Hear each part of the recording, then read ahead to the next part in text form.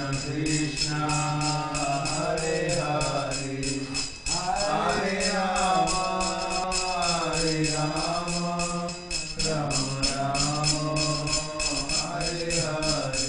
Jaya Radha Shama Sundar Radha Shama Sundar Radhe. Jaya Radha Shama Sundar Radha Shama Sundar Radhe. Jaya Krishna Balaram, Jaya Krishna Balaram, Krishna Balaram, Jaya Krishna Balaram. Jaya Krishna Balaram, Krishna Balaram, Krishna Balaram, Jaya Krishna Balaram. Jaya Gauranita, Gauranita, Gauranita, Jaya Gauranita. Jaya Gauranita, Gauranita, Gauranita, Jaya Gauranita. Prabhupada, Prabhupada, Prabhupada, Jaya Jaya Prabhupada.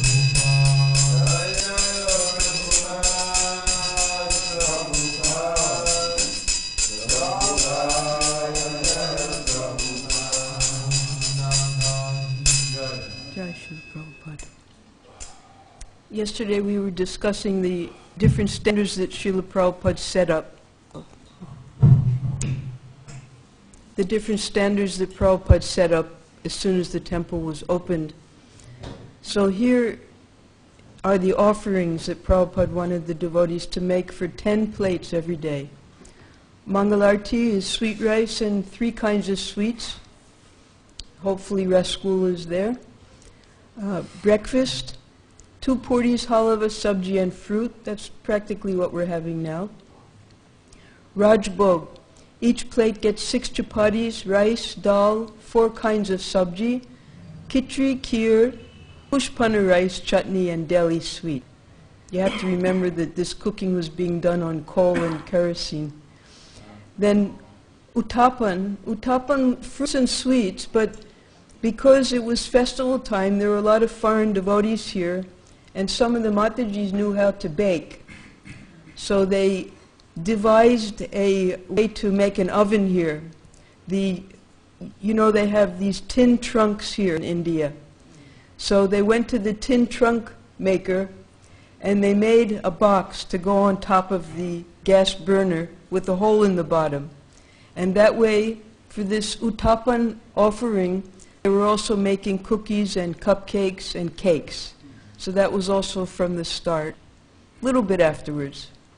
Sandhya, 2 samosas, halava, pushpana rice, 2 puris, 2 pakoras, and then 2 other different types of pakoras, 2 sabjis, chutney, fruit, 2 pieces of Delhi sweet, and namkeen. And then Byalu, Prabhupada called it. This he dictated to Dhananjaya. Dhananjaya wrote it all down and shared it with us. 8 puris at night on each plate. That means every night 80 puris had to be rolled out. 2 samosas, kachori. In the wintertime, Prabhupada wanted potato kachori, in the summer dal, like urad dal. And then pakoras, different types, 2 different types of pakoras. 2 sweet bowls, 2 burfis, and 3 to 4 different kinds of vegetables, sabjis, halava, and milk. Now, you might wonder why so many heavy things at night. Because Prabhupada had a plan. He wanted the temple to be self-sufficient. He wanted that the prasadam is sold. Now, in Iskcon temples, no one had ever heard of that before, but it's quite well known here, that system here in India. For instance, if you go to the Radha Govindaji temple in Jaipur, they have a very fancy, a very famous sweet. They're laddus, bundi laddu. And you go to Banki Bihari temple, you can get the Rajbhog offering, whatever you like. And they also make dry things that you can pack and take home with you. It lasts for 2 weeks. Jagannath Puri, that's the most famous, or a prasadam that's sold. So Prabhupada wanted that system, And you saw yesterday what the front of the temple looked like.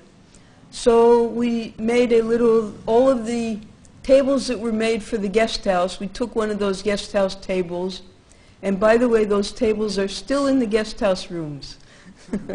They're still being used. The chairs aren't being used because those chairs, in those days, we used to make everything with cane. And they had cane wallers that would come and weave everything. Those cane wallers, you can't find them anymore, so they had to get new chairs. But the desk, so we took a desk, and we were selling there. On one side was the bookstall, just where it is now. Well, actually, it was on the side where the Mahaprasadam is now. And then in front of that, we had the Prasadam table. Now, Prabhupada, he was calculating, he was watching to see how much was being sold each day. He's so expert. Each dona was 1 rupee.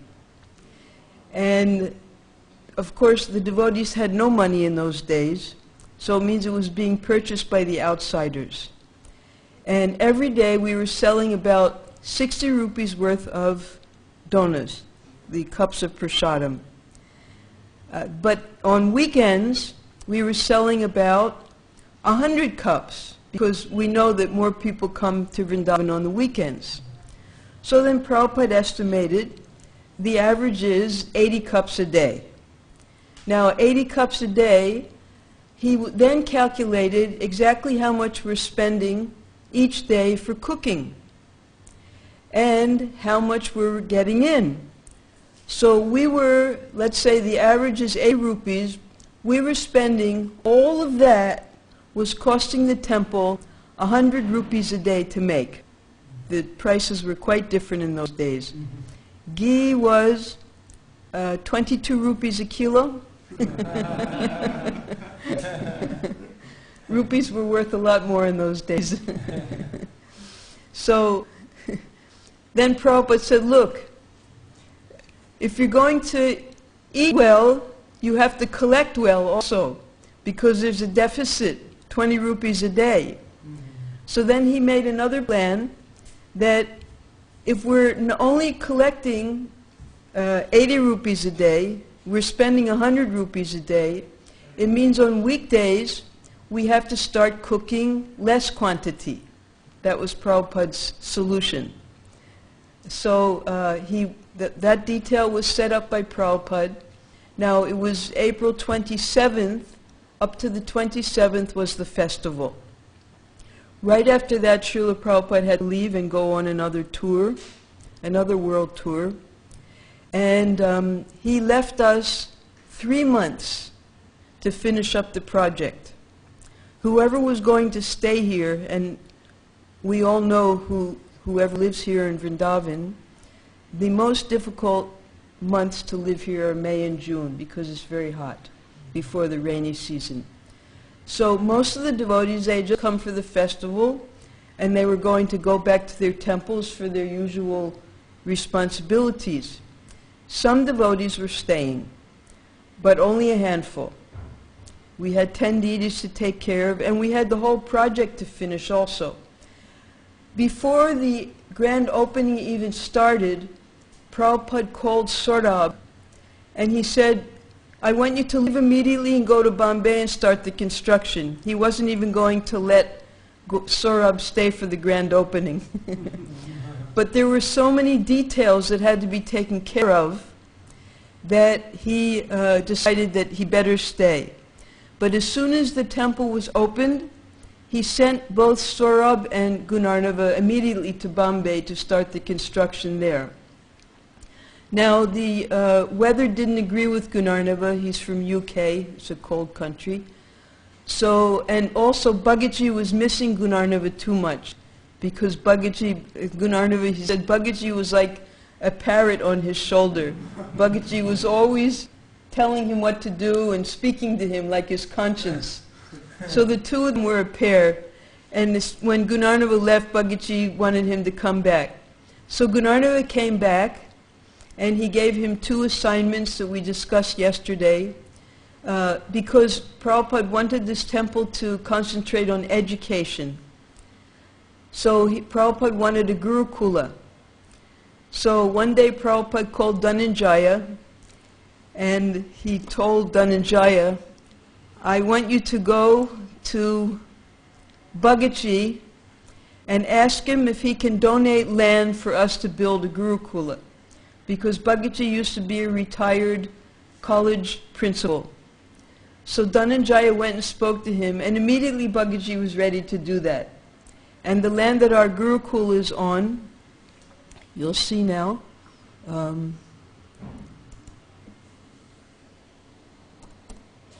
the next few pages we'll have that. We are up to, no, not that. Just a minute. So during the 3 months that Prabhupada was away, we had 2 temple presidents, just a handful of devotees, and very few pujaris. Narottamananda was the head pujari, and he had to figure out how to get everything done every day. And we all had to work very, very hard to get the rest of the project ready in 3 months. So each person who was going to stay here, they were given assignments, like departments. And each one of us were so busy in our different departments that actually we didn't know what the other person was doing. For instance, I only know what I was doing because I had to finish the construction in Prabhupada's house, and they assigned me to the garden, to do the garden, the planting of the garden. Because Prabhupada, when he walked around the temple grounds at that time, because it had just been a construction site, he said that he wanted on the side of the temple a jungle. He wanted it to be a beautiful jungle garden there. So, to finish the construction of Prabhupada's house, because we only had about 3 rooms in Prabhupada's house ready, it took a lot of workers, and Murti Das was assigned between the construction and what had to be done. All of the paintings that you see here now in Prabhupada's house, they had to be put up. All these are the original paintings that were sent by the BVT for Prabhupada's home. So we had to figure out where to put each painting, and we had to finish up with all the painting and the construction of the rest of the house. And we had to design Srila Prabhupada's garden that you see now. And we had to design the garden not only on the side of the temple, but the front of the temple, because that was no longer where we kept the cement bags and the cement mixer, any of those things. Now we had to make a beautiful garden at the front of the temple. So it was a lot of work, and we had Bhagaji, of course, he knew everyone in Vrindavan. So we went around from garden to garden, seeing examples of beautiful walled gardens here in Vrindavan that you don't see. For instance, Banki Bihari Temple, the Banki Bihari Bagicha. Incredibly beautiful because it's hundreds of years old, with very big vines and trees and ghats and magnificent. So we went to see all of those temple gardens. There's the Rangaji Temple Garden, and there's the Shriji Temple Garden next to our Goshala. So we got ideas from there, and we also bought plants for the temple. And we hired a gardener to take care of all the plants. And that meant that within 3 months, we had the whole garden planted. Around Prabhupada's house, we had 150 tulsi plants. Now, we didn't know at that time what winter was going to be like in Vrindavan. So when Prabhupada came, his house was like the spiritual world. There were 150 tulsis, there was a kadamba tree, there was a tamal tree, there was the fountain. It was just complete transformation. We had all on the side, Bhagaji taught me that you make the gardens, this is the Vrindavan style, in 3 levels. 3 levels means the top level is you plant big trees. So we wanted to make fruit trees. We got guava, we got different types of fruit trees that grow here in Vrindavan. The generic trees. We didn't get anything. We went one time to Agra and got special things. but we wanted things that would grow with the salty water that's here. So then first we got big fruit trees, and then the second level is bushes. So those bushes are things like bela, kunda, things that give beautiful flowers. So we had fruits, and then we had the bushes with the flowers, and these are perennial bushes that every year you don't have to replant them. And then the bottom level is your seasonal flowers, and that's every season. You have your marigold, you have your godavari, you have your margaret. That means every season we would have flowers then for the deities' garlands, for the offerings and things like that. So a whole place had to get turned into a garden in 3 months. So everyone had their assignments, and we can, if the lockdown goes on long enough, we can go into other people's memories, their what they were all doing here, because each one of us, it's like we were so concentrated on, we only had 3 months and we had so much to do, everyone was just concentrating on what they had to do.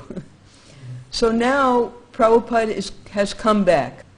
It's August 25th, it's just about Janmashtami time, and Prabhupada was very happy to see the improvements.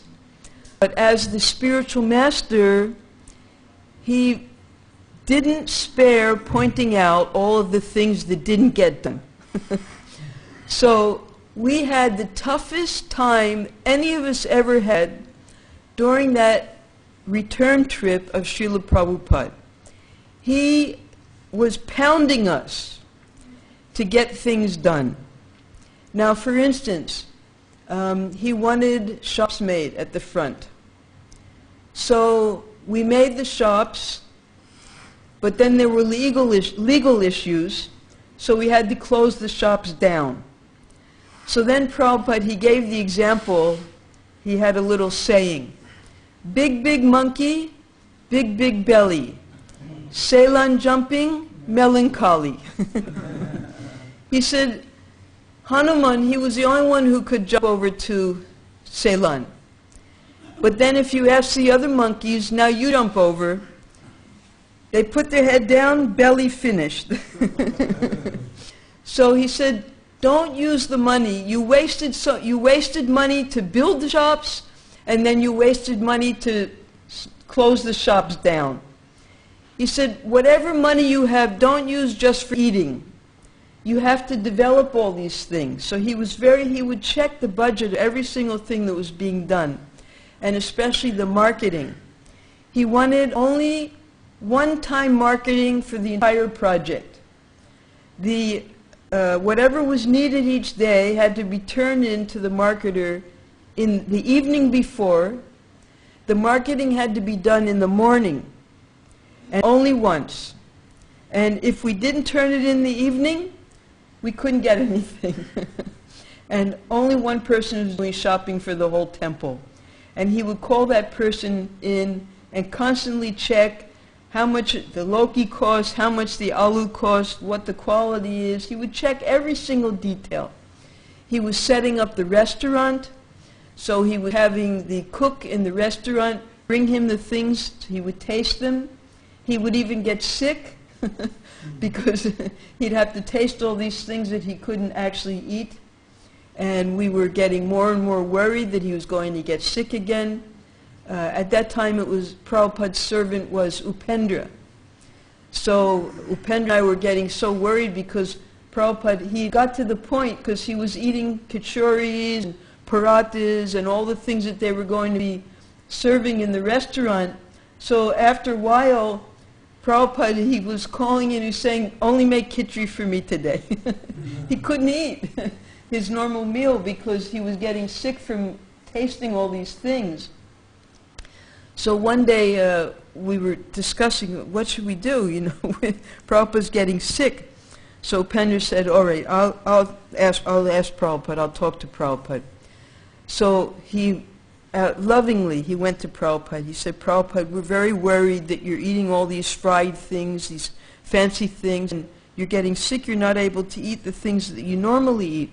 So can we just restrict what you not eat those things and we go back to your normal meal? And Prabhupada said, we are not Dr. Das. We are Krishna Das. So he continued with all of that testing because he needed to train the devotees. So we discussed yesterday, when Prabhupada went in to see the preaching room, and then the next page, yes. So Bhagavad, what he did was, he purchased the land that our Gurukul is on now, and he made it in the name of his mother, Narayani Devi, and then he turned over that land to Iskcon.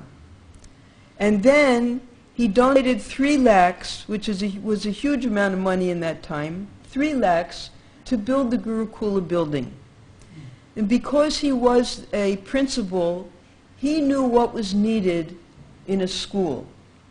So you see the design of our Gurukula. It's in a rectangular shape, and there's a beautiful private courtyard in the center. And he designed the rooms so that every single room gets sunlight in it. And he also designed a prasadam hall. He did it all very scientifically. There was a prasadam hall where all of the devotees took prasadam together, and the floor was 3 different colors. There was one color where the devotees should sit, there was one color where the devotees should put their plates, and there was one color where the servers would walk up and down. So there were 2 prasadam halls. One was for the men, and one was for the women. But the women's got turned into the accountant's office, so we all had to stay together there. So then we described the story of how Gunarnava started the Goshala by selling his Seiko watch. And he and Bhagaji went to Govardhan. Every month they had a cow bazaar. So they bought 2 beautiful cows, and then they paid one man 40 rupees to walk with those 2 cows to bring them here to Vrindavan. So they walked here to Vrindavan. And then we didn't have the Goshala land at that time. From here, Prabhupada went to Bombay, and in Bombay, one of our life members, his name was Kanhaiya Lal Tapadia. He had a property of land on the Parikrama Marg. It's where our Goshala is now.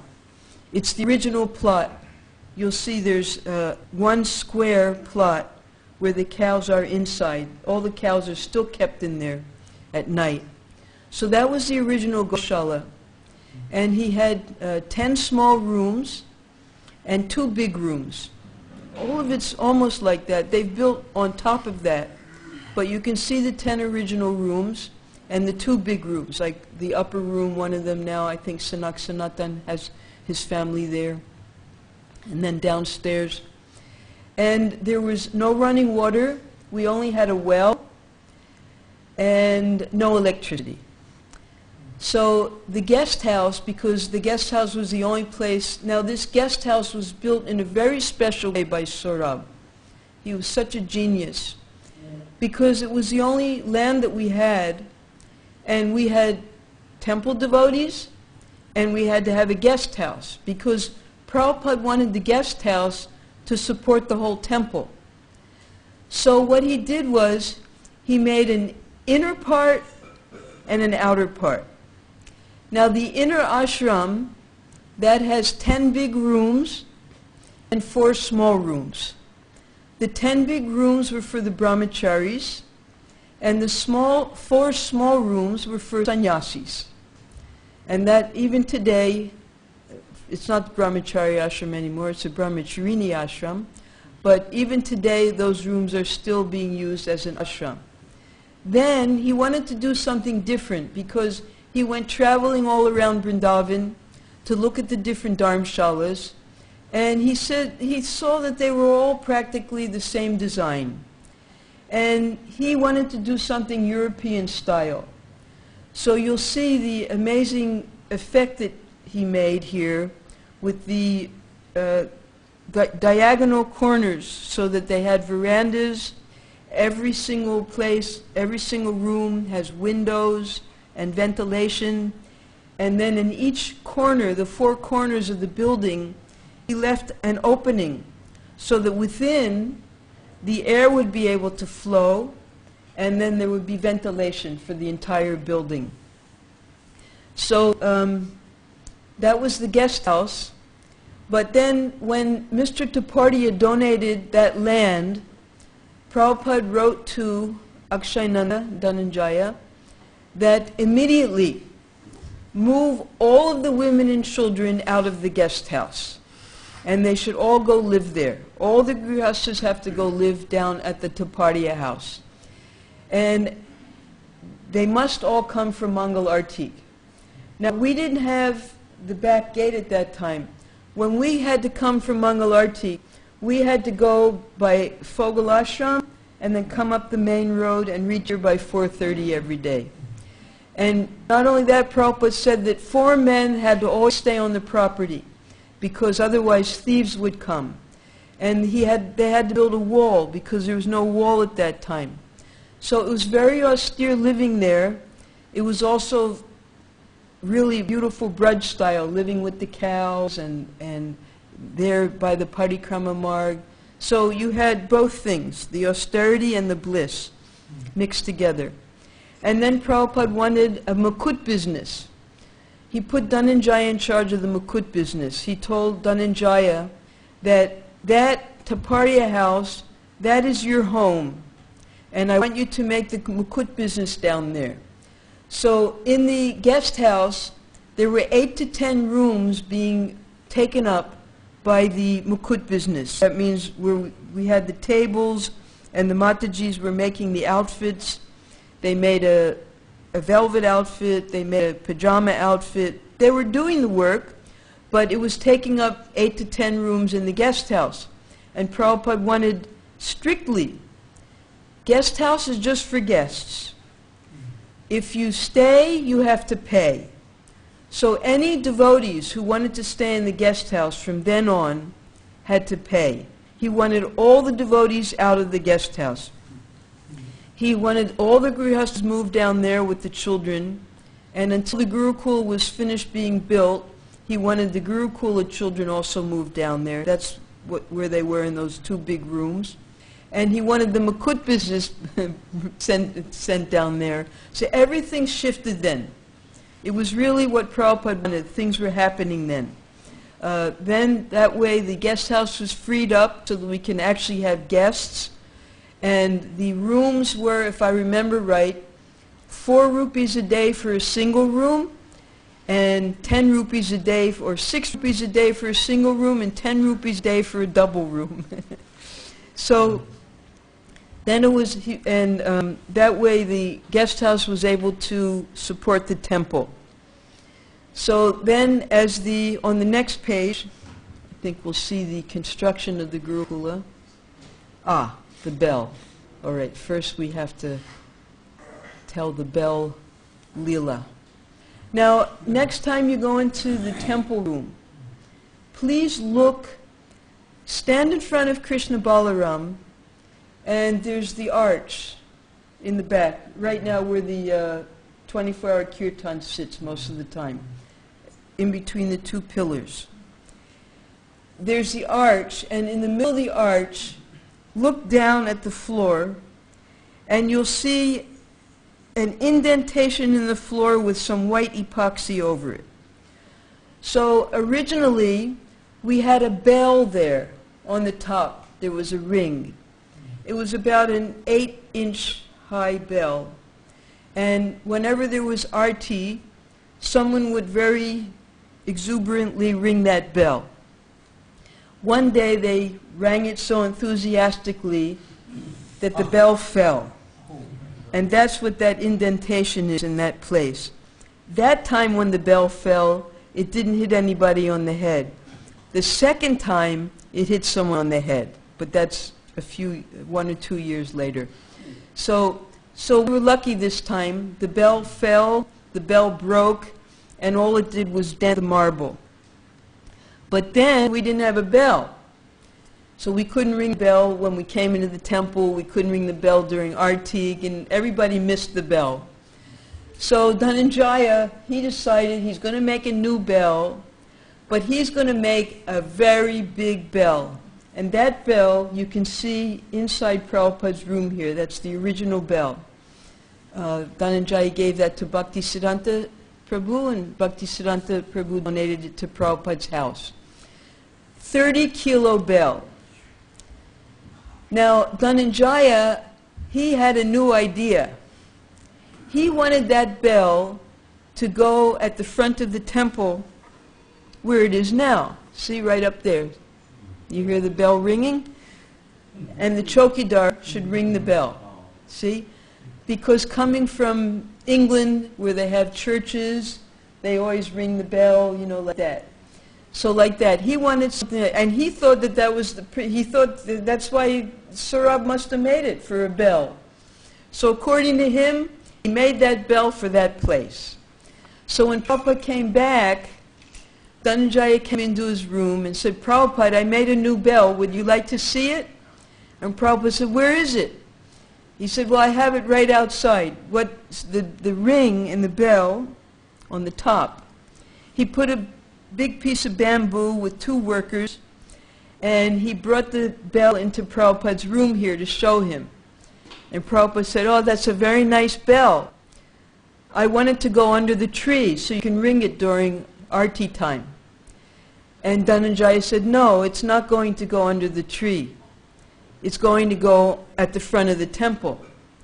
And Prabhupada said, I want it under the tree. And Dhananjaya said, no, it's not going under the tree, it's going on the So Prabhupada said, why do you want it there? He said, because then we can ring it during the Arti time, and it's a very nice place. That was the perfect place for the bell, and I'm putting the bell there. So Prabhupada said, oh, you're putting the bell there? Okay, you're putting the bell there, but I want the bell under the tree. And Dhananjaya said, no, if we put the bell under the tree, it's a very heavy bell, and it'll break the branches. It's not practical to put the bell under the tree. I'm putting the bell up in the belfry. So, Dhananjaya said, he said, Prabhupada gave me every opportunity not to make a fool of myself.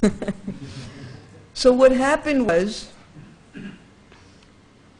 Dhananjaya did exactly what he wanted to do, but you see that pulley there, that's a pulley system. There was no pulley system. It was just the rope scraping against the side of the roof. And during Arti, the chowkidar would ring the bell, as we were doing before. So, one day, Prabhupada went out for his morning walk, 6 o'clock in the morning. He went up to the building where he always walks. Then he came back at exactly 7 o'clock. So as he walks in the gate, he and Prabhupada and about 20 other devotees, they've just come to where the chowkidar is ringing the 7 o'clock bell. And he rings it 1 time, 2 times, 3 times, and then it stops. Because the rope suddenly snapped, and all the rope fell down right at the feet of the chowkidar. And Prabhupada and the 20 devotees are standing there looking at the chowkidar. And Prabhupada turns over to Dhananjaya, and he said, no brain, only buffalo stool.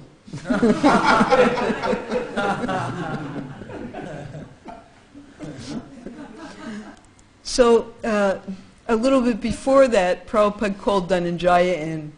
And Dhananjaya, he knew that he was going to get trouble for not listening to Prabhupada. So Prabhupada, he called him in. And Prabhupada had a new idea because Dhananjaya had put the bell up there. He said, there are a lot of poor people who live in this area. So now, because a lot of poor people, they don't have wristwatches. They don't know what time it is. So I want you to ring the bell on the hour, every hour. And the other reason that I want you to ring the bell every hour is, then we'll know if the chowkidar is sleeping at night. Because if he doesn't ring the bell, it means he's sleeping. So, Gunarnava, when Gunarnava and everybody saw what happened, Gunarnava made that pulley system so that they can pull the rope and it wouldn't snap. One night, Dhananjay is sleeping. He was sleeping in the inner ashram. It was just after 2 o'clock in the morning. And Brahmananda, Prabhupada's secretary, comes banging on his door. Get up, Prabhupada wants to see you immediately, it's urgent. And Dhananjaya wakes up, what's the matter, what happened? Brahmananda wouldn't tell him. He said, don't take a bath, put a gamcha on, Prabhupada wants to see you immediately. So Dhananjaya quickly puts a gamcha on, he runs down to Prabhupada's room here, offers his obeisances. Prabhupada says to him, did you not hear? And Dhananjaya is thinking, what did I not hear? No, Prabhupada, I didn't hear. He said, you did not hear? 2 o'clock? He did not ring the bell. It means the chowkidar is sleeping. He said, from now on, it is your responsibility that if the chowkidar doesn't ring the bell, you must ring the bell.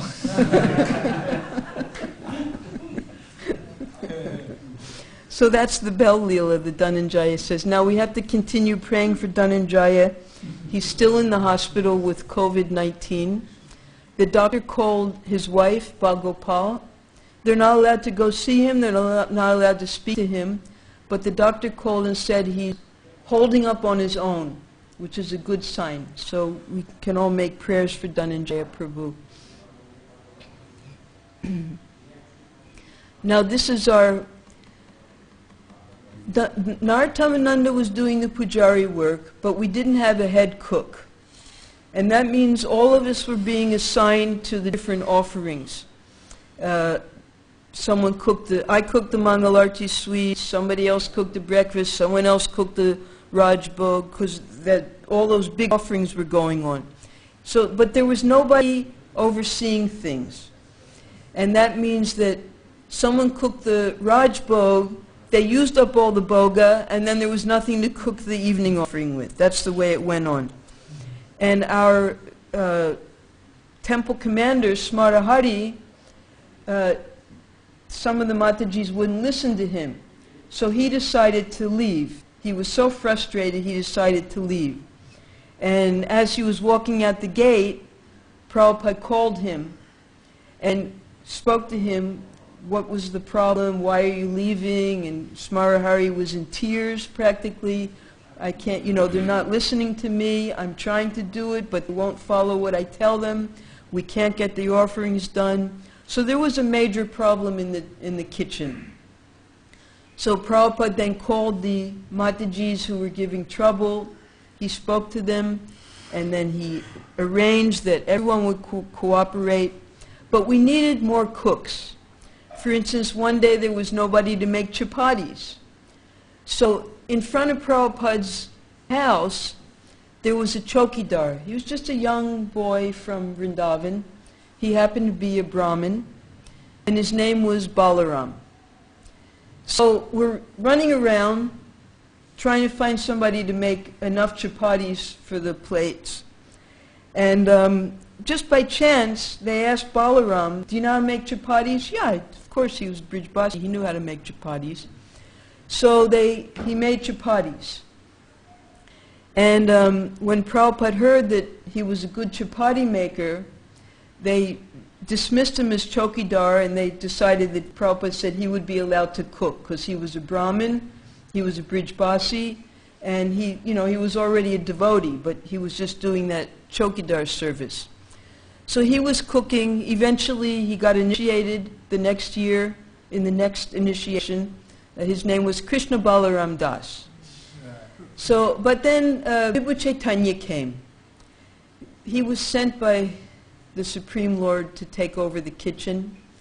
Prabhupada at one time, he said he wants 3 pujaris and 1 cook, because Prabhupada wanted to reduce the number of devotees who were hanging out. He said that it's not a free hotel for lazies and crazies here. You have to do service.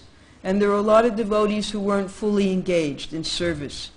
So he wanted it reduced to 25 devotees living here. And they all had to live like Goswamis. And Goswami meant controlling the senses. And even if you were Grihastha, Prabhupada didn't allow the Grihasthas to live together. The men and women had to live separately, unless they were living down at the Goshala, because that was the Grihastha ashram. But if you were living here, women had to live in the and women, Prabhupada didn't want a lot of women here. And not only Prabhupada didn't want, but the sannyasis and the brahmacharis. Prabhupada wanted Vrindavan to be a place where sannyasis and brahmacharis could come and they wouldn't be disturbed. So a rule was made that only those women whose husbands were serving here in Vrindavan, or who were wives of sannyasis, or who were widows, those three classes of women were welcome to stay in Vrindavan. And what they did was they made a woman's ashram, which was one room. And we all had to live in that one room together. The men had the inner ashram, but we had one room. It was room number 10, then it got switched to room number... We got moved around quite often to let us know that we weren't wanted. One of our GBCs later on just kicked all of them out. So anyway, that was Vrindavan in those days. We would help with the cooking. Prabhupada expected every woman who was staying in the temple, they had to make garlands. So he said that the women who were here, they should not be given any heavy work to do. They should be given sewing, garland making, a little bit of cooking, but no heavy work. So we had a lot of service, just like right now during the lockdown. Govinda Dasi and her crew, it's only 5 Matajis making all the garlands for the whole temple. So there's a lot of deities and a lot of service to do, and they were all engaged in that service. And then the men, Prabhupada devised 2 different types of preaching. One was the city preaching for the class, and one was the village preaching for the mass. And he had Akshayananda Swami, because we had a very big zone in those days. We had UP, MP, and Rajasthan.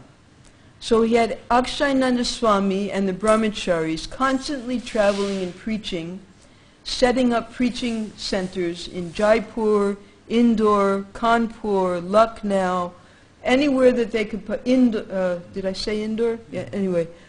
All over Rajasthan and MP and UP. So they were out preaching in the cities. And then after some time, when Lokanath Swami came, he started the village preaching with the bullock carts. So the brahmacharis were out preaching, and only Prabhupada made a rule that only with permission of the temple president were you allowed to leave your services in the temple, because pujaris were needed, managers were needed. There was a lot of service in the temple also. And sometimes the brahmacharis would just run off on the Sankirtan parties. So you had to get permission from the temple president. If you had a responsibility, you couldn't go out on Sankirtan. You had to stay here. And Prabhupada's, what he kept telling us over and over again, 3 times I heard Prabhupada say it. You should all learn Hindi and become citizens. He wanted anyone who lived in Vrindavan to make a lifetime commitment to service here. That his spiritual master said, when you come to Vrindavan, only with the one-way ticket, no return ticket. You come here and you serve here. So this is the mood in which anyone who comes here to serve in Vrindavan, this is, Prabhupada wanted us to become Brijbasis and serve here for life. So we should, if we have a desire to live here and serve here, that was encouraged by Srila Prabhupada. Now this is when Prabhupada came back. Of course, there's our GBC, Gopal Krishna. Now he's Maharaj. And there's some pretty special people in this picture, so I wanted to introduce them to you. Of course, this is Dhananjaya, temple president. This is Upendra, Prabhupada's servant. Such a humble devotee. Prabhupada had also sent him to Australia to start the temples in Australia. So a few years ago, he was going to leave his body. He went to Australia and the devotees took care of him. Now he's going back to Godhead. This is Lohitaksha. Lohitaksha was an actor. He and his wife Rasagya. Rasagya is more famous than him because she stayed longer. He died at an early age. But they were excellent dramatists. And Prabhupada wanted us, as we discussed yesterday, Prabhupada wanted us to put the dramas on every night in the temple. So they stayed here in Vrindavan for those 3 months. And Rasagya was also an excellent pastry maker. So she used to do the afternoon offering and make cupcakes and all types of things like that that Indians didn't know how to make. And they couldn't believe it that they were made without eggs. She knew how to do all of those things. So they were very, very helpful here in the first year. Now behind, this is Omkara Das. Omkara Das, our first head pujari was Narottamananda. Then Narottamananda came here and he fell in love with one young girl and he wrote a letter to Prabhupada. He was married. But he wrote to Prabhupada asking if he could have a second marriage. And Prabhupada immediately wrote back to Narottamananda. He said, if you want to have a second marriage, then you should immediately leave Vrindavan. Vrindavan is not the place for sense gratification. So he did what Prabhupada said, he immediately left. So I don't know how many months he was here. Nobody wanted him to leave, but he felt that he had to leave. He didn't want to commit offense. And when Prabhupada came back at this time, he gave many lectures about, not in reference to only this, there were many, many things that Prabhupada was warning us at this time. He said, if you perform devotional service in the holy Dham of Vrindavan, you get 1,000 times the benefit. But if you commit offense in the holy Dham, you get 1,000 times the reaction. He said, those people who come to Vrindavan, and he wasn't speaking about anybody in particular, anyone who comes to Vrindavan for sense gratification, in their next life they become all the monkeys and dogs and hogs that you see here. He said, otherwise, why are there so many monkeys here? So he was, when he came back and he understood that some devotees did want to commit themselves here, there was a lot of service to do, but if we're going to live here, we have to be very careful not to commit offense, because we would get 1,000 times the benefit, the reaction. So, lecture. Which year was it? This is 75, 76. And they got heavier and heavier because more and more things happened. This is just the beginning of those lectures. At that time, Prabhupada was lecturing from the 6th canto about Ajamil. So he was using the example of Ajamil. He said that Ajamil was a young Brahmin boy who couldn't control his senses. He fell down from his devotional service, and as a result of that, committed many offenses. But Krishna saved him ultimately by his holy name. So in relationship to Ajamil and how he wanted us to live in Vrindavan, he was training us that we have to become completely surrendered. Excuse me? Oh, the small, yes, I didn't tell you who that is. This is little Sevanandi. She's the daughter of Omkar Prabhu. He brought his family with him. They're all from France, so they all grew up here. Prabhupada gave the most nectarian lectures at this time about how we all have to become completely devoted servants to Srimati Radharani. And how to do that, he gave the example of Narottam Das Thakur's bhajans, that I could not understand the lila of Radha and Krishna because I have not yet studied the writings of the 6 Goswamis. So he said we have to very carefully study his books, specifically Bhakti Rasamrita Sindhu, and we have to fully dedicate ourselves to serving Srimati Radharani here in Vrindavan. This is Prabhupada speaking. He gave the most rasic classes at this time because he wanted all of us to, you see, right now we're experiencing a lockdown. But in those days, Prabhupada told us, and he trained us, that within the 4 walls of this temple compound is the entire spiritual world. You never have to go out of the 4 walls of the temple. And we never did go out. We had so much service. And it was so, just like right now, everyone here is in ecstasy. The kirtans, the classes, it's just pure ecstasy. So you're getting a little taste of what it was like in those days with Srila Prabhupada. Of course, we had Prabhupada personally present, so you can multiply it by 1,000 times. But it was such ecstasy, serving their lordships 24 hours a day, wonderful classes, wonderful kirtans, fired up devotees, everyone dedicating themselves to the deities. So that's exactly the mood that Prabhupada wanted us to develop. He said that is the Vrindavan life. That's why everyone here says Jai Radhe when they meet each other. Because everyone wants to please Radharani, because then Radharani will recommend them to Krishna. And in Vrindavan, everyone is in love with Krishna.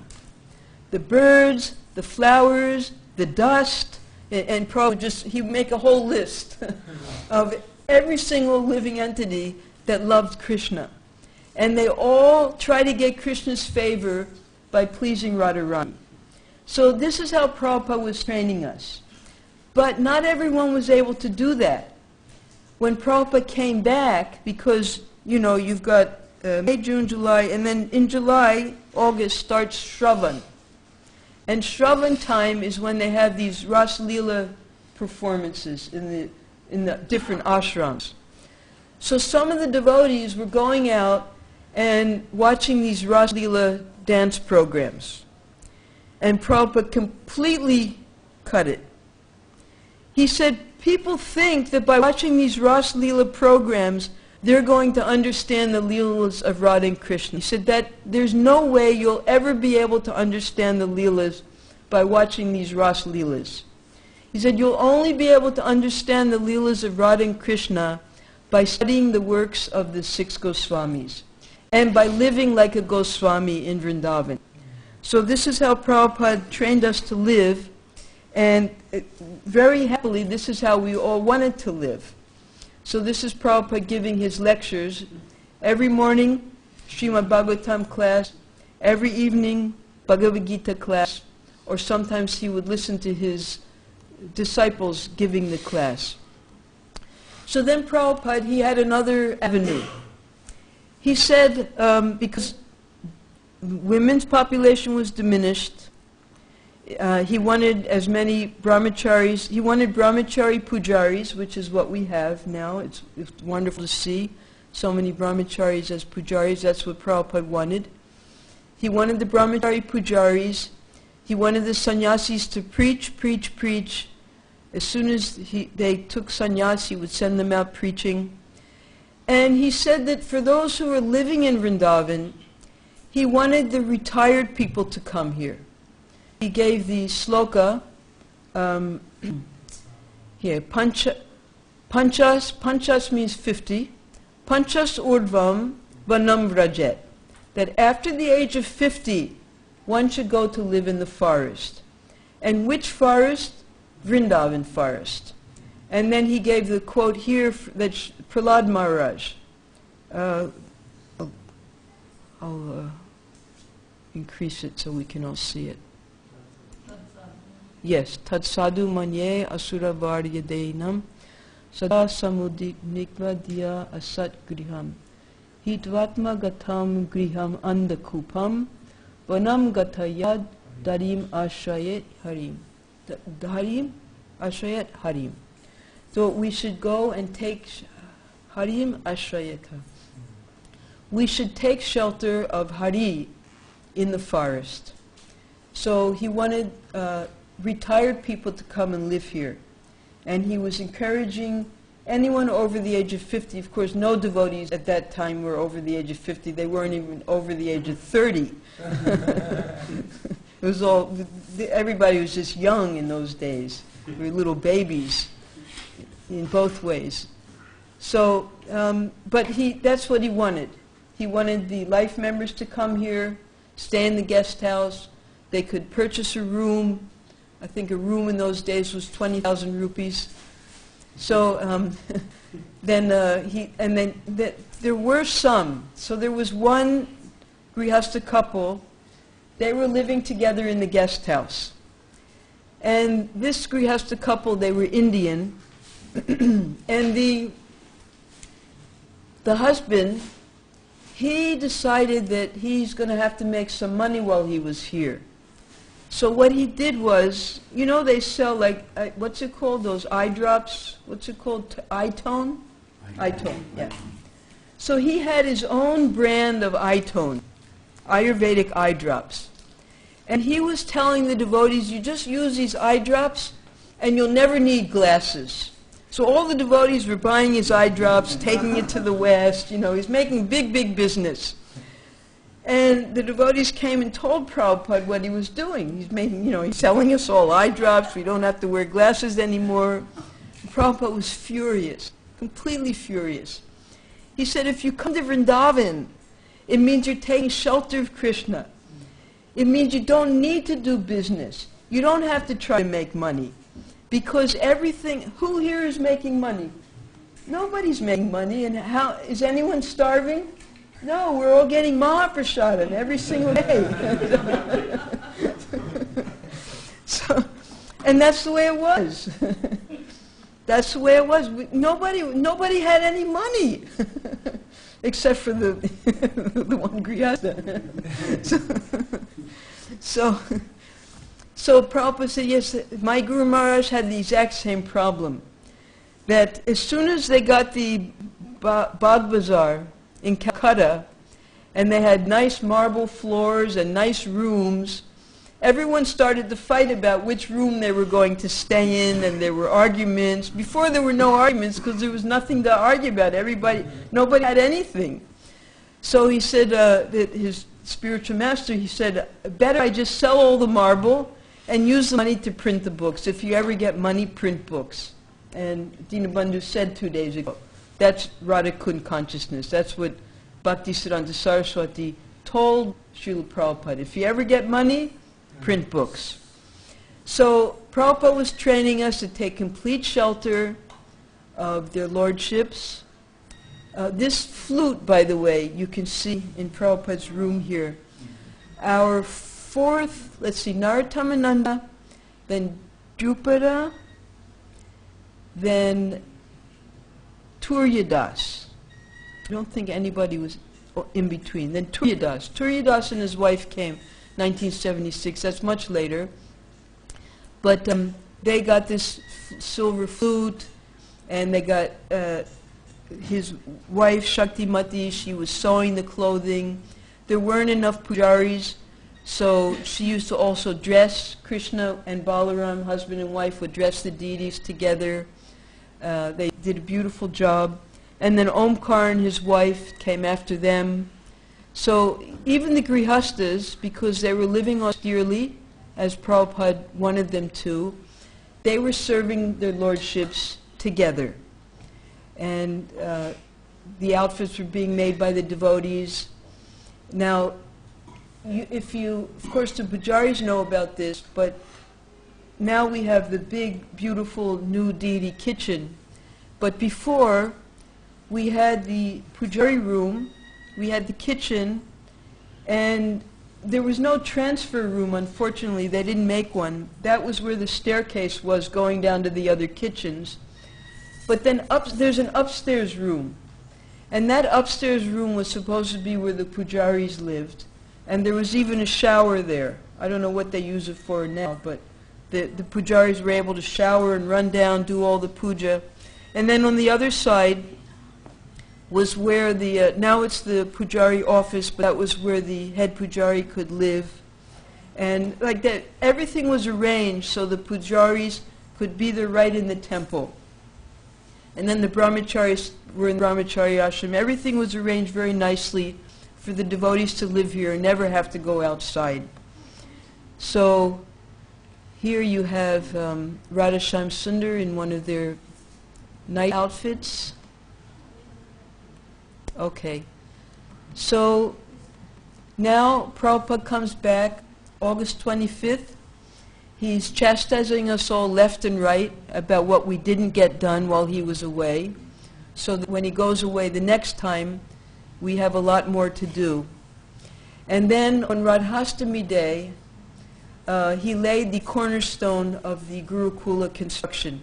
That cornerstone is still there at the front of the Gurukula. You can go see it today.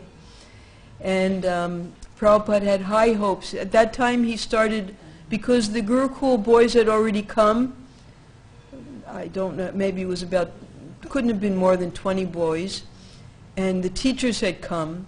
So Prabhupada was meeting with the teachers, instructing them how he wanted the Gurukul to be set up. There was one PhD, Dr. Omkarnath Sharma. He was from Agra, and he came and met Srila Prabhupada. Prabhupada invited him to become the principal of the Gurukula, because he had the same ideas of a traditional Gurukula for the children. Now Prabhupada understood that with the modern culture they wouldn't get many students, but still, whether they were Iskcon or Fiskcon, it didn't matter. Prabhupada said, bring students.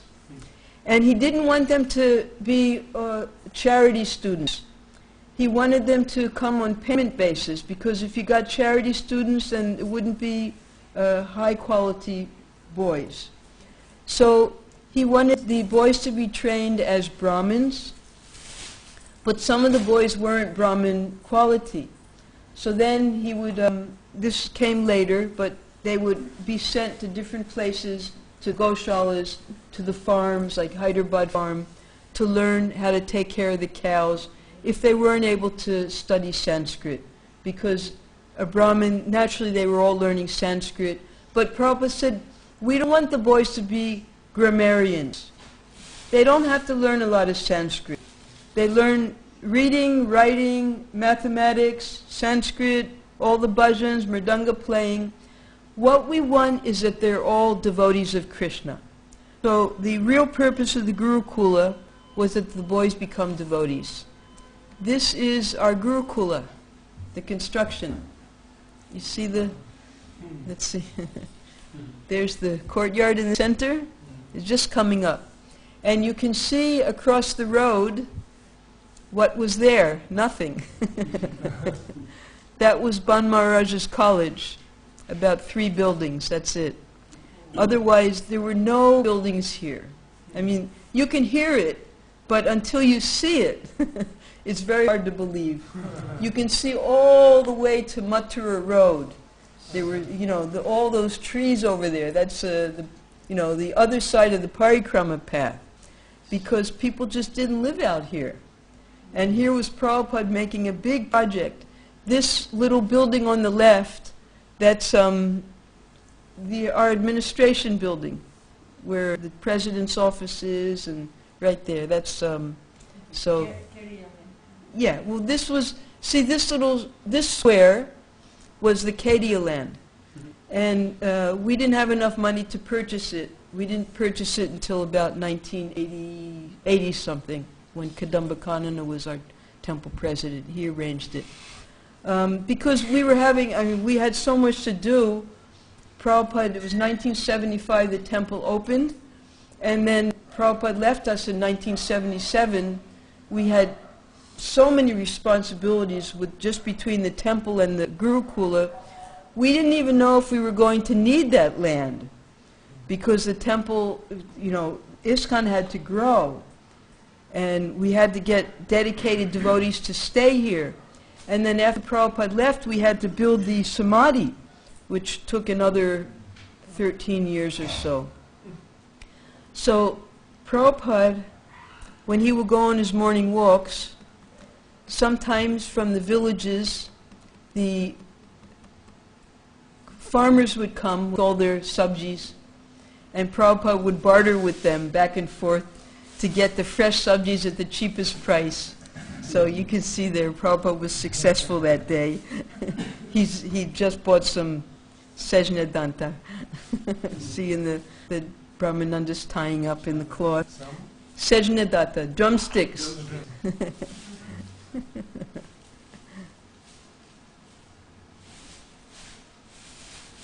Okay, now this lila, everyone knows Vishal Prabhu? Yes. Yes, so he's come back now to Vrindavan, and Vishal was our #1 book distributor while Prabhupada was present. One time Tamal Krishna went to Prabhupada and said, Prabhupada, I think out of all the devotees living in Vrindavan, Vishal is the best devotee, because he's always distributing your books here. So he was very dedicated always to distributing Prabhupada's books. And he had a habit of waiting for Prabhupada when he came back from his morning walk. And he would wait for Prabhupada at the gate, and he would memorize slokas to offer to Prabhupada when he came back. So one morning Prabhupada was coming back, and he starts quoting a sloka. We think we have met your lordship by the grace of providence. You're the captain of the ship. Maybe some of you know that sloka by heart. So Prabhupada looks at him and he says, by the grace of providence, look at all the water here. He said, when the people come in the gate and they walk through this water, everything's going to become muddy and the whole temple's going to become dirty. Now, I want you to clean up this water by the grace of providence. So Vishal, the whole conversation is here. I can't remember it all exactly. Yes. Your divine grace, that is my fault. Why there is water, so everything. Then become with eyes. So after that, every morning, Vishal would stand there at the gate with the broom in his hand. And before Prabhupada arrived, he would sweep up everything. So, of course, we have to understand, whatever Prabhupada, because it was a small community, just like right now it's a small community, and we're all getting to know each other's names. Nobody knew who anybody was. There were so many people, you know, no one knew which devotees lived here even. So when Prabhupada would chastise one person, everybody knew about it, because it was like he was telling one person so that we would all shape up. So it wasn't just him, it meant we all had to keep everything clean. So that was the way Prabhupada was training all the community devotees. Now, Prabhupada had plans for this guest house up here. He didn't want hippies to stay here. He said that if hippies stayed here, then the temple would be considered a hippie resort. He said they can stay for 3 days, and after 3 days, if they don't change their clothing and decide to live like we live, they can go stay somewhere else. Also, because of the habit in India that was started by the English, now everybody drinks tea here. It wasn't an Indian habit at all, it was an English habit. And the English used to give away free tea, and Prabhupada explained all this. Because the English drank tea, so when they came here, they wanted they wanted to get the tea. So they gave out free tea to all the Indians, and tea it's addictive. So once you start drinking tea, then you have to drink tea. So it became Indian custom to drink tea. But before that, Indians were not drinking tea leaves. So he said they could not make tea here. They could get the tea made outside. It can be brought to their room. But then afterwards, if you ever go upstairs to the first floor of the guest house, you go and you turn right, and then you turn left, and you'll see a little alcove, a little hallway. And there you'll see 4 little kitchens. So then Prabhupada decided, well, you make some kitchens, and if they need to make their own things, they can use those kitchens. So that's what those 4 little kitchens were made for the guests. And then right next to it was the restaurant kitchen. Then he said, smoking. Now, people like to smoke. In those days, there was no such thing as pictures of people with cancer, stuff like that. A lot of people used to smoke. So he said we could have a smoking room, and if people needed to smoke, they could go to the smoking room. But nobody ever did that. We didn't do that. We never made a smoking room. And then he had another plan, Prabhupada. He wanted us to teach yoga, because a lot of people, the foreigners, they come to India to learn yoga. So he wanted us to start yoga classes, like Hatha Yoga. So we never got around to doing that for this guest house, but now they're doing that over in MVT. They allow that we have a yoga studio there or whatever. So that was another thing. And then Prabhupada had an even bigger plan. His plan was that professional tour companies should bring whole tour groups. And their tour buses, on the front of the tour buses, should be a sign that says, "Visit Krishna Balaram." So Prabhupada wanted whole groups to come here. So after a while, Akshayananda and Dhananjaya, they were getting tour groups to come here. It was becoming more and more successful. As soon as Prabhupada was able to get the women and the children out of the guest house, then we were able to get guests. So then the guest house was able to start supporting the temple. So the temple guest house was becoming successful then. So this is the lila with Vishal. Now, which lila is this? Yes. Yes. At this time, wait a minute. It wasn't. Was it now that he did it? I can't remember if Prabhupada gave the 3. It probably. No, it wasn't. Anyway, Prabhupada gave 3 brahmacharis. He gave 3 devotees sannyas, and it was Lokanath Swami, Sridhar Swami, and Prituputra Swami. Now, I think that was 1976. But this is when Prabhupada started describing about the village preaching. Yes, because before Lokanath Swami took sannyas, we had bus parties here. That'll come later, so we'll skip this picture now. Oh no, on December 6, 1975, so it did happen then. Yes. Lokanath Swami, Sridhar Swami, and Prituputra Swami. So Prabhupada gave them sannyas and sent them out to preach. Lokanath Swami specifically, he would go out at bus parties, and he would attract, because he himself was a village boy from Maharashtra, so he knew how to attract the village boys. And he made a very big party of village boys, and there were so many of them that even by mail, Prabhupada was initiating them. And they started bullock programs. They started going from village to village at that time. And then Prituputra, Of course, Sridhar Swami, he went right back to Bombay because he had come from Bombay. Both Lokanath and Sridhar Swami had come from Bombay. And Lokanath was Bombay wanted Lokanath Swami to come back, but Prabhupada wanted him to preach here in our zone. So he stayed here in this zone and started the village preaching. Now, Prataputra Swami, he was from France, and unfortunately, we'll hear a lot about this probably tomorrow. He got mixed up with the Radhakund Babadis, and he used to start visiting Radhakund. And this infuriated Prabhupada so much. And we'll hear, because Prabhupada gave so many lectures about this, and so many instructions about this, it'll take a whole day to get through it. So we'll discuss all of that on another day, because there's a lot of important instructions. So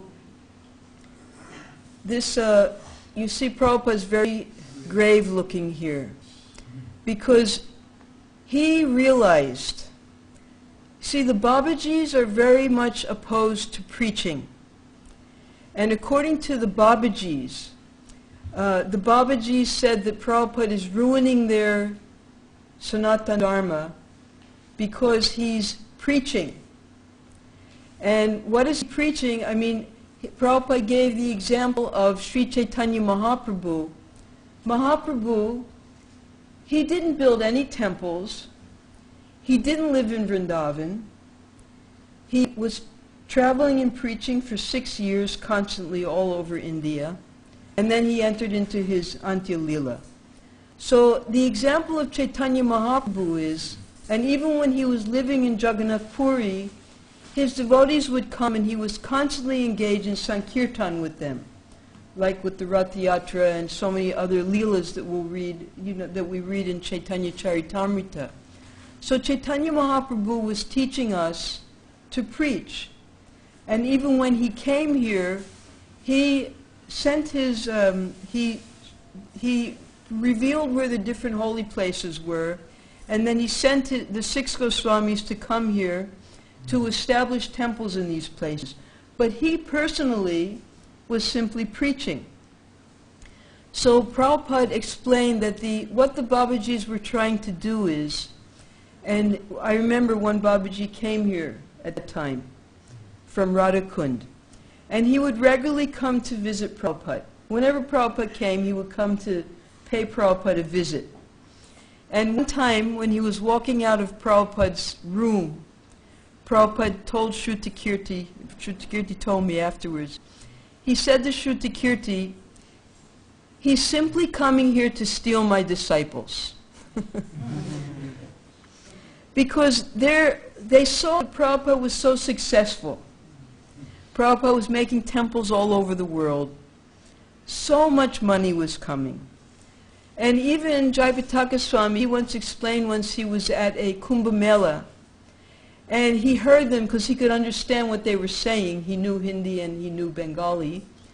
He said, yes, Bhaktivedanta Swami, he takes all of these mlechas and yavanas, and he trains them to become Vaishnavas, and then we take them. He does all the hard work, and then we get them. So they were thinking like that, these simple foreigners have come here, and they want to serve Radha and Krishna, and we just have to go there and preach to them that, no, your Guru Maharaj, he's only in Sakya Ras, he'll never be able to get you to Madhurya Ras. I mean, they had a whole, they knew what they were doing. And some of these foolish devotees were actually believing it. And they were even to the point, one devotee, he wrote a letter to Srila Prabhupada asking for Prabhupada's blessings that he could continue further in getting his Siddha Pranali and Siddha Sarup. And Prabhupada said, yes, I bless you to become a snake. So, it was just terrible what was going on here. Because some of these foolish, and Prabhupada at that time, he gave the story of Puna Mushika Bhavaha. We all know that, Puna Mushika Bhavaha. So he told that story here. He said that one time there was a sage sitting in meditation, and a little mouse came to him. And the mouse was praying to him, please, please save me. And the sage said, what do you need? He said, well, the cat, he's bothering me. He said, okay, become a cat. All right, he became a cat, ran away. Then he came back. He said, what is it now? Oh, the dog, he's bothering me so much, I can't. All right, become a dog. Okay, he's a dog now. He comes back again. What do you want? The fox, the jackals. All right, becomes. So then he comes back again. The tiger is bothering me. Okay, become a tiger. And then the tiger, he's looking at the sage. And the sage says, oh, you want to eat me? He said, yes. Prabhupada tells us Puna Mushikaba, again become a mouse. So he gave that example because who were his disciples? They were born, they were born in such ignorance, in such darkness. Anyone who was born in the West knows the kind of darkness that we were born into. We never heard the name of Krishna. We never heard the name of Ram. We're only by the mercy of Srila Prabhupada sending his disciples around were we able to become devotees. Purely by Prabhupada's mercy, we became devotees. Otherwise, we didn't have a chance. We would still be breaking all the four regulative principles with no hope of redemption.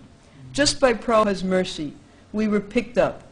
And just by Prabhupada's mercy, we've been hearing all these days, all the hard work, all he went through to establish this temple in Vrindavan. Otherwise, nobody even wanted us in Vrindavan. We were all mlechas yavanas. But Prabhupada made this temple, and he made it so beautiful, and he trained us so nicely that the people became envious. They saw our nice standard, how beautiful the deities were being worshipped, how clean the temple was. So they all started to raise their standard up too. At all the temples around, they started to raise their standard. So Prabhupada brought us by his mercy completely. We were in Vrindavan. And he was training us how to serve Radha and Krishna. That's why he was translating all the books for us, just so we would love Radha and Krishna. It was his only purpose for building the temple and for having us live here.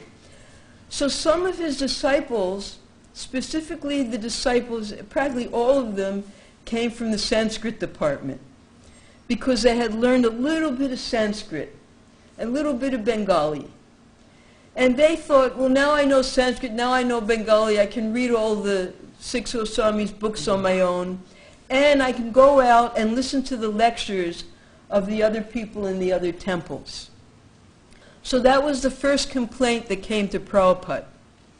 There was this one, it was Prabhupada's secretary. Prabhupada had left him here to train, because he was also, had learned a little Sanskrit.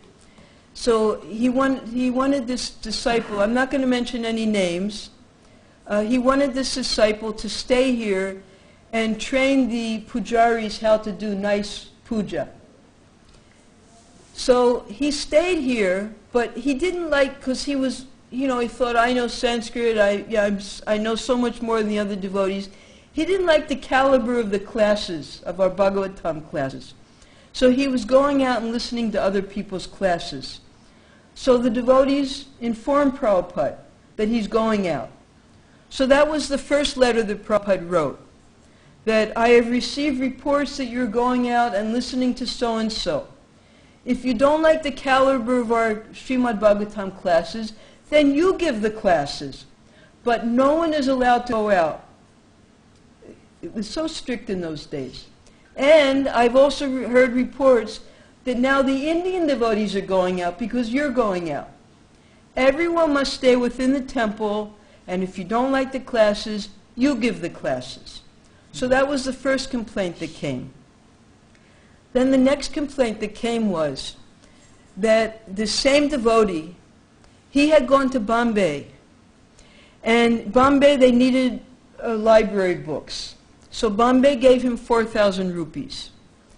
Now when he left Vrindavan, his service in Vrindavan, to go to Bombay, he told the devotees in Bombay, in Vrindavan, he's going to Bombay. Then he told the devotees in Bombay, I'm going to Vrindavan to buy the books. Meanwhile, he takes the 4,000 rupees and goes to live in Radhakund. So the devotees informed Prabhupada. And this started the whole thing, that he's going to live now in Radhakund. Why he has taken 4,000 rupees? Does he think that on the strength of 4,000 rupees he's now qualified to live in Vrindavan? Why is he living in Vrindavan? Does he have the permission of his spiritual master? Why is he living in Radhakund? Radhakund is the holiest of holy places. Radhakund is non-different from Srimati Radharani. We cannot even touch our foot to Radhakund, meaning that Radhakund is so pure. Prabhupada was trying to train the devotees about the sanctity of Radhakund and Srimati Radharani. So at that time he said, just when you go to Radhakund, you just put some water on your head, because we don't want to touch Radharani with our feet. So he was making it stricter and stricter because the devotees were becoming looser and looser. He said that they're just like monkeys jumping over the back of their guru. And then he told a Bengali proverb that now I have a guru, now I've learned everything from my guru, so now let me kill my guru and I'll become the guru. So this was the mood that Prabhupada saw that this was all coming to. And when he heard that this disciple now, he had gone, he was going to take initiation from another Babaji so that he could enter into Madhurya Ras, because Prabhupada was only in Sakya Ras. Now where they ever got this idea, who knows? The Babajis made all this up. We know by chanting every single morning the Guru Vastakam, the 6th sloka, we know the position of our spiritual master. No one has to tell us that because we sing it every single day. So then Prabhupada, he started giving lectures about this particular problem that we're having in the society.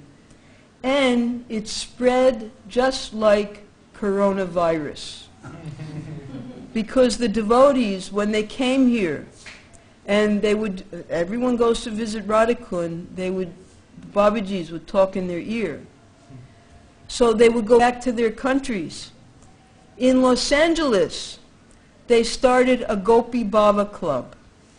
And there were 40 devotees who were meeting secretly and reading from the esoteric parts of Prabhupada's books together so they could understand the mood of the gopis. And when Prabhupada stopped it, some of these devotees left Srila Prabhupada, which is just like suicide when you leave your spiritual master. So Prabhupada had to do something very strict. Lockdown. Prabhupada sent a message to all of his GBC members that let it be known that my disciple, this particular person, has become a venomous snake, and no one should associate with him anymore. And he made it very strict for all of us, that we could not go wandering around anywhere in Vrindavan, because it's just like another form of Maya. We come here purely on the mercy of our spiritual master to engage in the service that he's given us. What service has he given us? To serve here in his temple. And each one of us is given a particular service. And if we step outside of that service, that's Guru Avagya. And all of our chanting then, you could be chanting 3 lakhs a day. But if you're committing Guru Avagya all that chanting is completely useless. Do you understand? This is the catch. That your spiritual master gives you service to do. If you're not doing that service and you disrespect his orders, all of your chanting becomes useless. So Prabhupada was training us. He got stricter and stricter. And then he heard that, see Prabhupada's strict mood here. This is the Gurukul when it was completed. Now they've gotten it back to this beautiful condition. When you walk into the Gurukul. Excuse me? It was opened up on Janmashtami of 1976, before Prabhupada left. Yes. So quick. In 1 year they constructed the whole thing. I made a mistake a few days ago, I think it was yesterday, where Saurabh said they needed 10,000 bricks. It wasn't 10,000 bricks, it was 10,000 bags of cement that they needed. So Bhagaji, he was able to arrange everything, and they built this Gurukul that you're living in now so nicely, so that all the rooms get sunshine. How many of you live in the Gurukula? Most of you, right? Yeah, a lot of you? Okay. So, yes, so then, because originally Prabhupada's secretary had been sent here for the puja, here.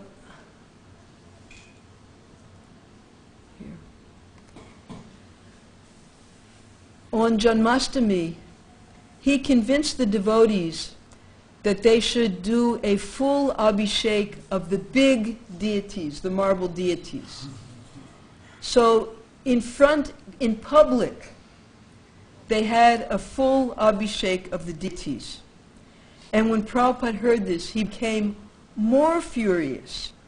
He said, you're never supposed, after the first abhishek, you're never supposed to bathe the deities after that, because it's dangerous for them.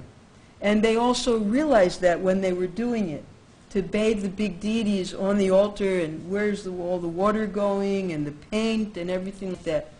So it was a big aparad that had been committed. So even when we're doing our deity worship here, we have to be very careful that we follow all the rules and regulations exactly as we've been taught, and not try to create something new.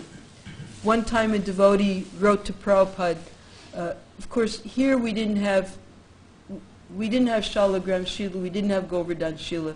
There was only one Shalagram Maharaj that was given by Srila Prabhupada to Omkara, our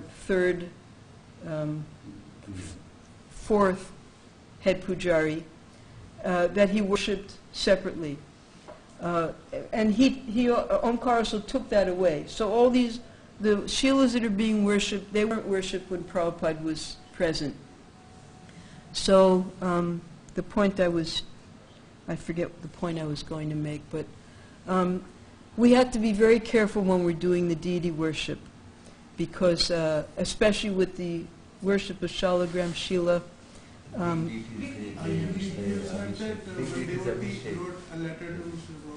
oh yes, oh right. I'm sorry. So he was the head pujari in New Dwarka in Los Angeles. So he wrote to Prabhupada, "Is it all right if we put a flute in Jagannath's hand?" And Prabhupada said, "Have you ever seen Lord Jagannath with the flute in his hand?" So where are you getting these ideas? He said, just follow everything as you've been taught, and that's the way we do our worship. So we've learned how to worship the deities very nicely, and there used to be unbelievable things that they would do here to the deities. One time it was summertime, just to give you an example, this is after Prabhupada left. It was very hot here, it was summertime. It was greeting the deities time. They're opening up the curtains. They open up Radha Shyam Sundar's curtain, and Shyam Sundar just has Kopan on. Because that's what they do sometimes with Radha Raman. So they open up the curtains, we see Shyam Sundar in his Kopan, and immediately they close the curtains. Because devotees, they get this, they go to other temples, they see what they're doing, oh, I'll do that too,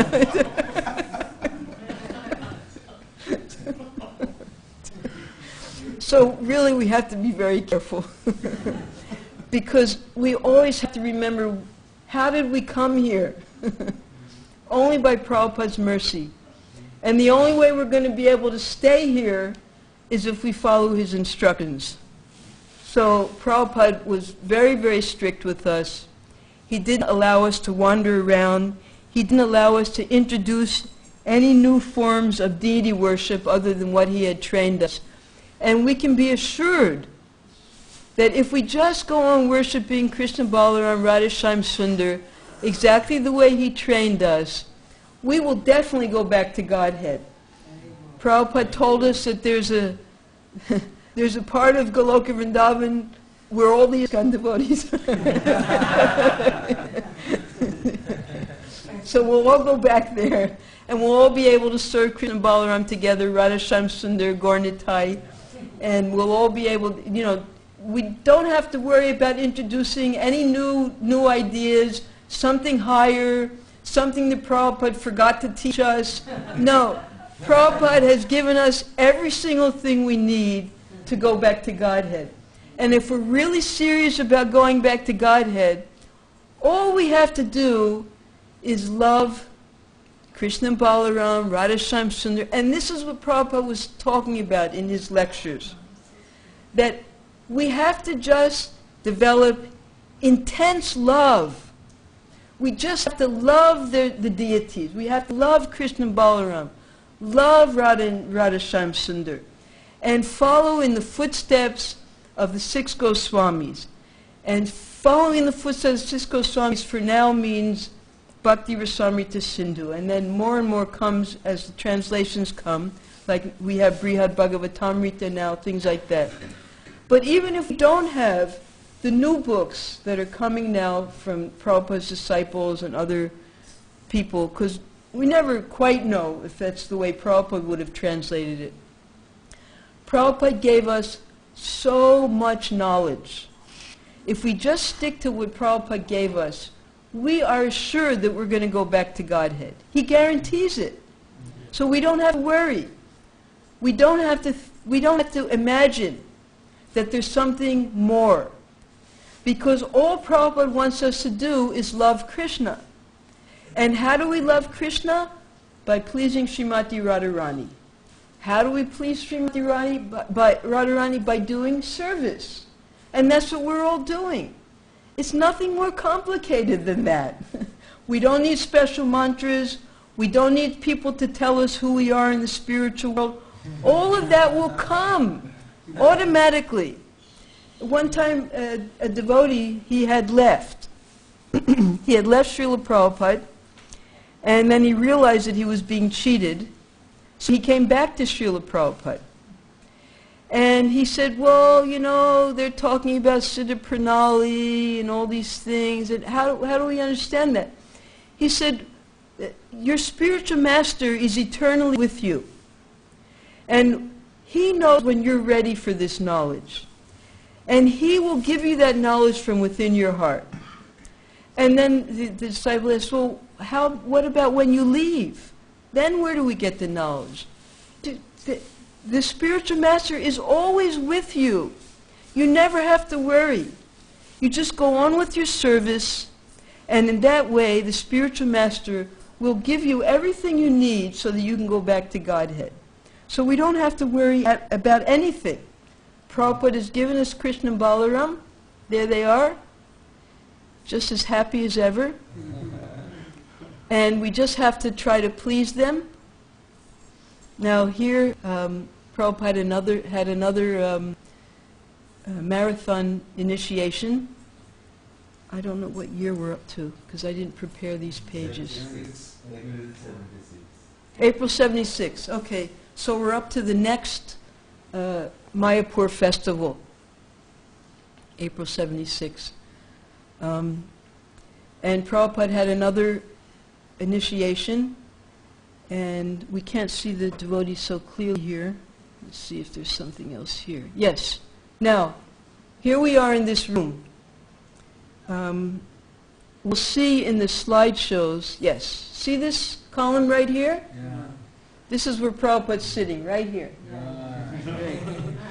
Prabhupada's with us, see? Because Prabhupada wanted this room to be the bank, he made a bank in Bombay Temple, and he made a bank in the Krishna Balaram Temple. And those men there are the bank managers. So in order to open the bank, Prabhupada made the first deposit. And then he gave a lecture. And in the lecture he told the story of Dhruva Maharaj.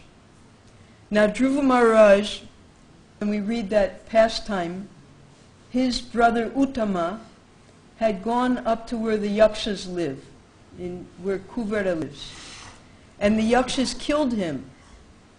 And then the mother, Suruchi, she in agony, she went there also, and she also died in a forest fire.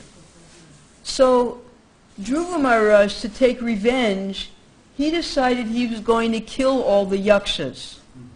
So he went there and was just wiping out all the Yakshas. The Yakshas are a special race of people. They're quasi-demigods. They're all followers of Kuvera, who is the treasurer of the demigods. So Kuvera was getting upset because all the Yakshas were being killed by Dhruva Maharaj. And the Yakshas only killed one person, and Dhruva Maharaj was killing thousands of Yakshas. So Kuvera came to him, and he asked him to stop. And also his father came to him too. They were explaining to him that this isn't fair. You know, one person dies and you're killing a whole race of people because of that. So Dhruva Maharaj stopped. He was a Vaishnava. He came back, you know, he was angry, and then he came to his senses and he stopped killing the Yakshas. So then Kuvera wanted to give him a benediction, that anything you want, you just ask me. So Dhruva Maharaj said, I know you're the treasurer of the demigods, you can give me unlimited wealth, whatever I ask for, but I only ask for one thing, and that is that I can have the association of the pure devotees, and I can engage in the Lord's devotional service. So that was his only request. So then, the bank manager, then Prabhupada told a joke. He told a joke that there was one poor man, and he heard that money attracts money. So he went to a bank, and he saw that the cashier was counting a huge pile of money. So he took a coin, and he threw the coin on top of the money pile. And the cashier looks at him, and he says, what do you want? And the man says, well, I heard that money attracts money, so I'm waiting for your money to be attracted to me. And the cashier says, well, you're right, money attracts money, and your money got attracted to my money. So then the bank manager, he decides to tell a joke. And he said, the Kuvera, that was the real Kuvera. But nowadays, the modern day Kuvera, they're the bank managers. And someone, the bank manager is sitting in his bank, and someone comes to him and says, I need a loan of 3 crore, I want to open up a factory. Oh, yes, fine, of course, here. Take this, go to the cashier. And then another person says, I need 20 lakhs, I want to build a nice house, and like that. Fine, yes, okay, I approve. So then he's finished giving all the approvals, and then he locks his office, and he goes out another side door, and he goes to Rickshawala. He says, take me away fast, because he didn't have any money to give anybody. He was just giving the approvals,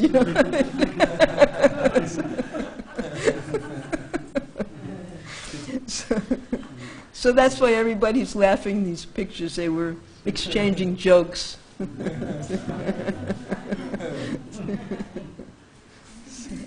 So here we are sitting right with Prabhupada. This is on one of Prabhupada's morning walks. This is when Prabhupada went to the Rangaji Bagicha. Has anyone gone to the Rangaji Bagicha? You go down to, you know where the Nagar Palika is? Yes. You keep going straight to the end of the road, and on the right-hand side, you'll see a gate. Because this is how all these beautiful temple gardens are. All it is one little gate. And you walk in the gate, and it's like you're in Vaikuntha. I don't know, I haven't been there for about 10 years, but it used to be like that. You go in, and there's incredibly beautiful gardens on either side, and a beautiful temple at the end, way at the end. And they have a whole aqueduct system of irrigation. They bring the water in these little cups, and they go all along the wall like this, back and forth, and the whole irrigation system waters the whole garden automatically. And you go into it looks like a temple, but when you go in, it's just a huge mirror for the deities to see themselves. Because as they're wandering around in the garden, and they go in and they look at themselves in the mirror. And on big festivals, they'll bring the little Utsav deity there. I was never there for that, but that's what they say, that's what they do. So they took Prabhupada there for a morning walk. He was enjoying the gardens. And then the devotees started asking Prabhupada some questions. They said, Prabhupada, some of the devotees, they're taking the deity's Brahmin threads and wearing them around their wrist. Is that bona fide? And Prabhupada said, no, that's not bona fide. That's not what you're supposed to do with the deity's Brahmin's threads. He didn't say what to do with them, but it's written, I think you bury them under a tulsi or something. The pujaris know what to do with them. So he said, no, you're not supposed to wear them on your wrist. And then they said, and also Prabhupada, they're going to Radhakund and they're buying these beads, the Radhakund mud, the black beads, and they're wearing them. And Prabhupada said, well, it's all right to wear them, but you should not wear them all the time. Just sometimes you can wear them. So then Prabhupada gave an example. He gave a little proverb in Bengali.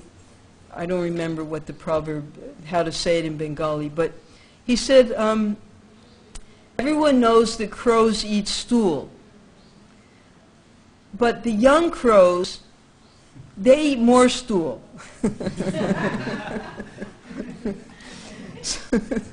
So he said, you know, we're all new Vaishnavas, we see something in the bazaar and we think, oh, or the tilak, you know, put tilak this way, that way, or we, you know, start wearing all these fancy neck beads and things like that. So that was Prabhupada's proverb for why we're adopting all these new things, because the young crows eat more stool. Then another devotee, another time, they asked Prabhupada, Prabhupada, how can we understand that Krishna goes in one day, he'll go to Govardhan, and then he'll come to Vrindavan, and he has to walk so far in one day. How is he able to walk so far? And Prabhupada says, what, you think Krishna is like you? He said, Krishna can go anywhere he wants. He said, it's just like, if you walk from this place to this place, it's just one step. But if an ant walks from this place to this place, it's 300 miles. So he said, don't try to understand with Krishna with your tiny brain. You can't understand him. So if Krishna wants to walk to Govardhan, if he wants to walk to the Jamuna, he can do it. We can't do it. That's all. Another time Prabhupada explained that the dham is like a lotus. And sometimes it's closed, that all the places are close together, and sometimes it opens up, and then it expands like that. So they appear to be further apart. Okay, so I'm going to end here today because I have to study more what comes in. I didn't get this far in my studies, so please excuse me. It's not. We have 10 minutes. If anyone has any questions, they can ask questions. No? Okay. Then we'll end a little early tonight, and I'll try to prepare more pages for tomorrow. Thank you very much. Hare Krishna.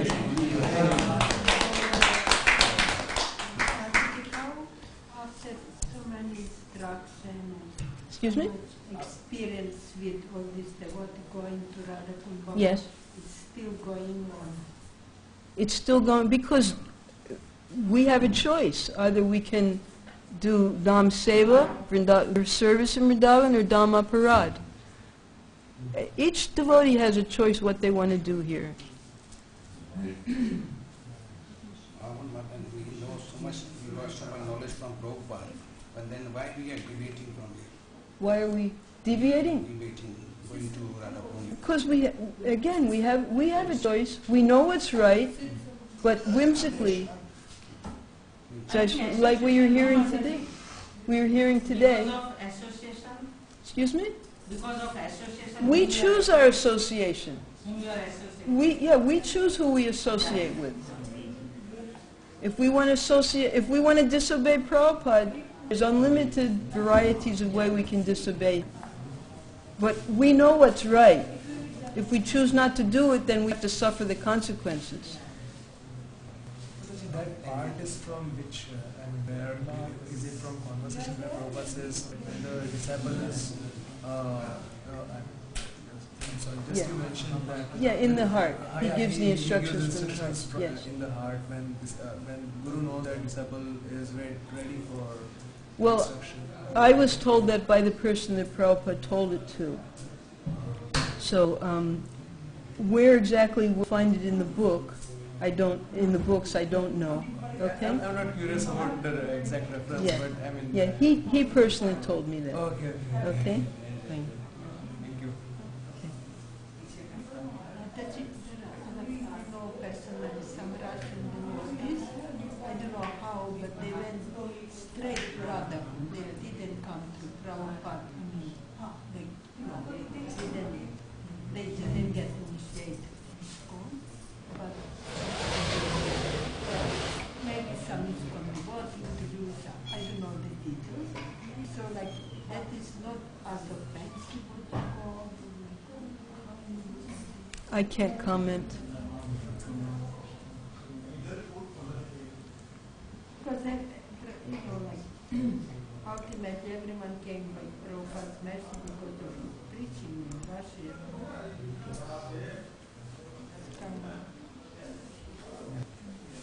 Really, I like that point where you mentioned that if you're offending spiritual master, and even if you're chanting 3 lakh names, it's all Ramapuran chanting. That's right. That's right.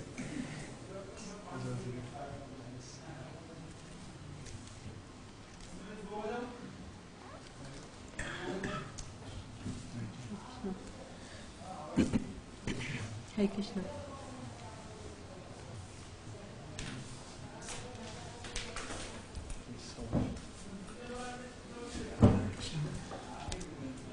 Hare Krishna.